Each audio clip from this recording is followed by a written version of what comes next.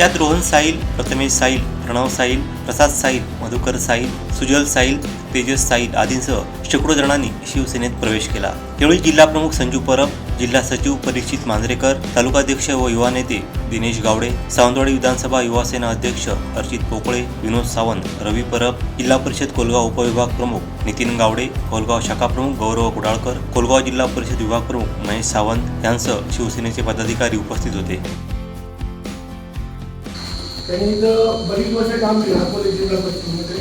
त्यांचं काम बघून त्यांच्याकडे अंबोली जिल्हा परिषद, कोलगाव जिल्हा परिषद, माझगाव जिल्हा परिषद, माडखोल जिल्हा परिषद, तळवडा जिल्हा परिषद या जिल्हा परिषदेचे काम बघतात। अत्यंत हुशार व्यक्तिमत्व आणि कष्टाळू व्यक्तिमत्व ते कामावर करून गेली।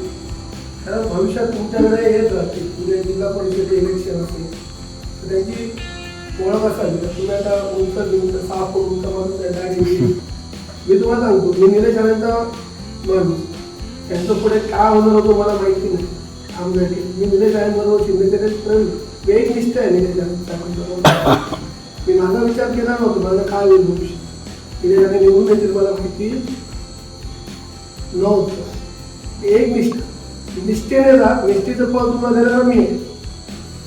फक्त तुम्ही येणार पण नाही, माझा एक स्वभाव, तुम्ही येणार पण नाही, तुम्ही कशी मतं कमी पडली हे पण विचारायला येणार नाही।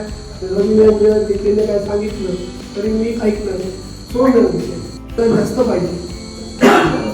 तुमच्या भैरवाडीत मतं तुम्ही जास्त दिले तुमचा विषय संपतो, मी तुमच्या बरोबर काय मग उद्या आंबेगावात कधी पडली तुमचा काय संबंध, तुमचा काही संबंध नाही। ह्या तुमचे एकच बुध आहे तुमचा की दोन एका बुधवर मला 60% मतं पाहिजे, 40% मी समजू शकतो, सगळं कधी आपल्याला मिळत नाही। तुम्ही 60% मतं द्या,